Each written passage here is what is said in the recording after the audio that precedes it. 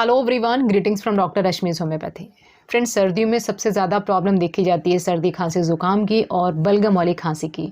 तो आज की इस वीडियो में मैं आपको होम्योपैथिक मेडिसिन बताऊंगी जिसको आप बलगम वाली खांसी के लिए इस्तेमाल कर सकते हैं। बलगम वाली खांसी में आपको जो भी तकलीफ़ें हो रही होंगी, चाहे बलगम बहुत ज़्यादा निकल रहा हो या बलगम करते करते चेस्ट में बहुत ज़्यादा पेन होता हो, ये समस्या चाहे छोटे से छोटे बच्चे को हो या बुज़ुर्ग को हो, ये सारी जो दवाइयाँ मैं आपको बताने जा रही हूँ ये बहुत ही ज़्यादा सुरक्षित हैं और सभी एज ग्रुप के लोगों को दी जा सकती हैं। और सबसे अच्छी बात यह है कि इन दवाइयों का कोई साइड इफ़ेक्ट नहीं है। इन दवाइयों को लेने के बाद आपको सोने सा महसूस नहीं होगा।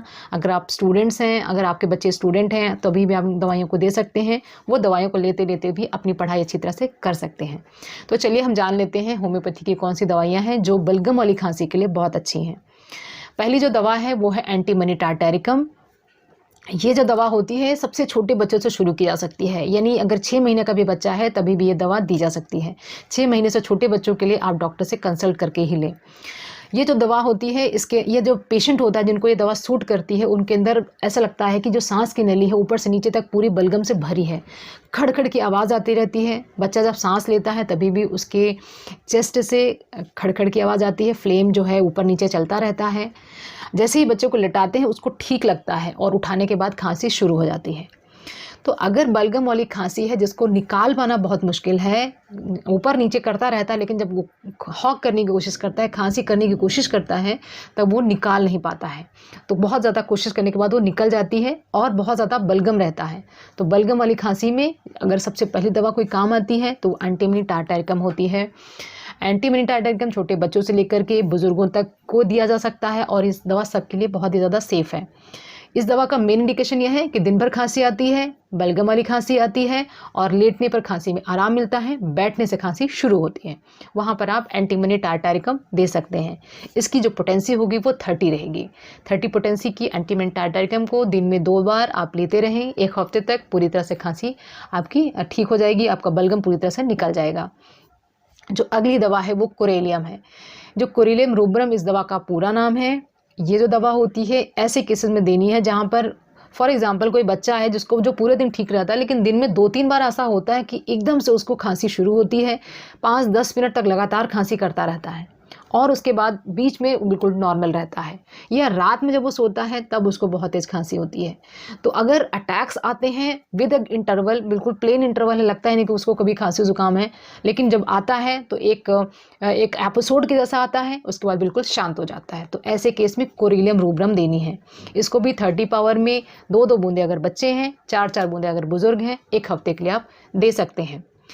जो अगली दवा है वो बहुत ही अच्छी दवा है। अगर आपका जो बलगम है बिल्कुल पका हुआ सा लगता है, पीला कलर का बलगम आता है, बहुत ही ईजिली निकल जाता है और ये जो खांसी है कई दिनों से आपको चल रही है, हफ्ते 10 दिन से खांसी चल रही है और अब बलगम बिल्कुल ढीला हो गया लेकिन पूरी तरह से जाता नहीं है, बनता रहता है और निकलता रहता है, बनता रहता है और निकलता रहता है।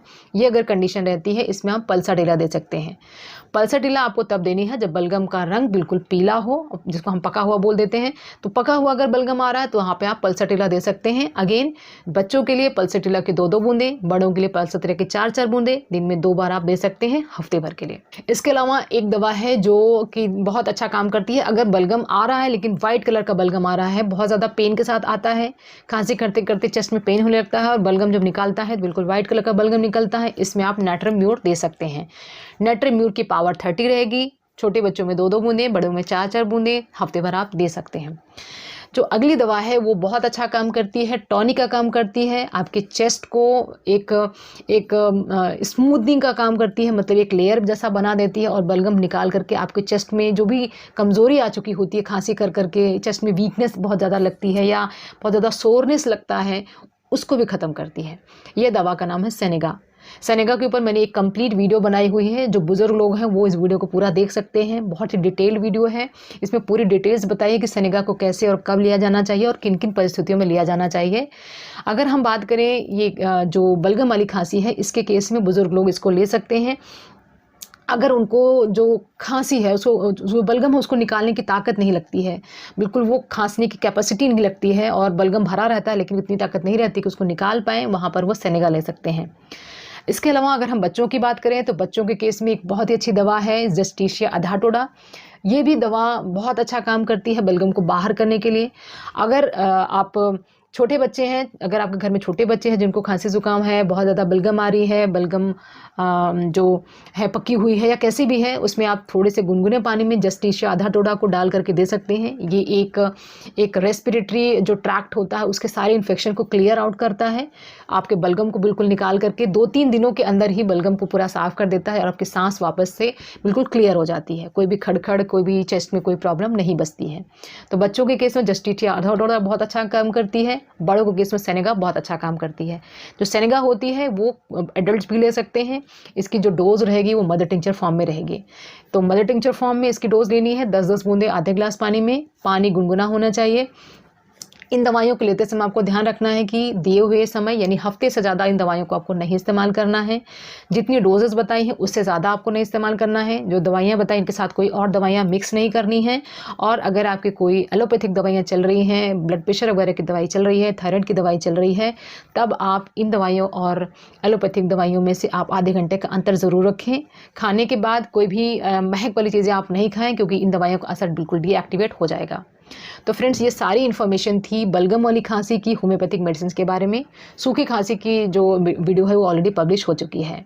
आई होप ये इन्फॉर्मेशन आपको पसंद आई होगी। Wishing a very good health. Thanks for watching.